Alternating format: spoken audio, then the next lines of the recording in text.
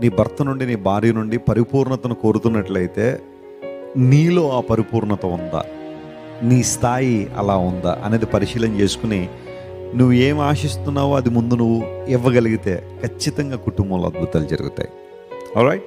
So కుటుంబ జీవితంలో చాలాసార్లు థర్డ్ ఇంపార్టెంట్ ఆస్పెక్ట్ ఏంటంటే what I can get from my spouse అనేది ఎక్కువగా ఆలోచిస్తూ ఉంటాం. వివాహమైన తర్వాత భార్య అనుకుంటుంది భర్త నుంచి నాకు ఏమొస్తుంది, ఎక్స్పెక్టేషన్, చాలా ఎక్స్పెక్టేషన్తో మ్యారీడ్ లైఫ్లోకి ఎంటర్ అవుతారు.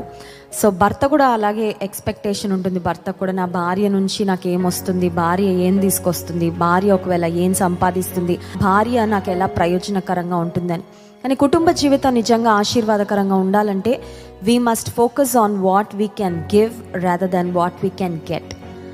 నేను ఎలా కాంట్రిబ్యూట్ చేయగలను, నేను నా భర్త లైఫ్ బెటర్ అవ్వడానికి నేను ఎలా హెల్ప్ చేయగలను, నా భర్త దేవుల్లో ఎదగడానికి నేను ఎలా ఉపయోగపడగలను, నా భర్త పరిపూర్ణతలో సాగిపోవడానికి, దేవుల్లో వాడబడ్డానికి నేను ఎలాగా సహాయపడగలను, నా కుటుంబం యొక్క అభివృద్ధి కొరకు నేను ఎలా ప్రార్థన చేయగలను, how we can work together, how we can build together. So కుటుంబ జీవితం అనేది ఇట్స్ అ టీమ్ వర్క్. భార్య భర్త ఇద్దరు when they work as a team, వాళ్ళిద్దరూ they are not against each other. వాళ్ళిద్దరు ఒకరికొకరు వ్యతిరేకం కాదు, ఒకరికొకరు శత్రువులు అంతకంటే కాదు.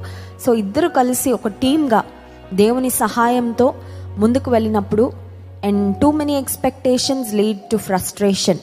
చూడండి, చాలాసార్లు కుటుంబ జీవితంలో అది కావాలి, ఇది కావాలి, అది ఇస్తారు, ఇది ఇస్తారు అని ఏవేవో ఊహించేసుకొని, ఏవేవో ఆశించేసి కొన్నిసార్లు మన ఎక్స్పెక్టేషన్స్కు చేరుకోలేనప్పుడు జీవిత భాగస్వామి చాలా ఫ్రస్ట్రేట్ అవుతారు, చాలా డిసప్పాయింట్ అవుతారు, డిస్కరేజ్మెంట్లో ఉండిపోతారు.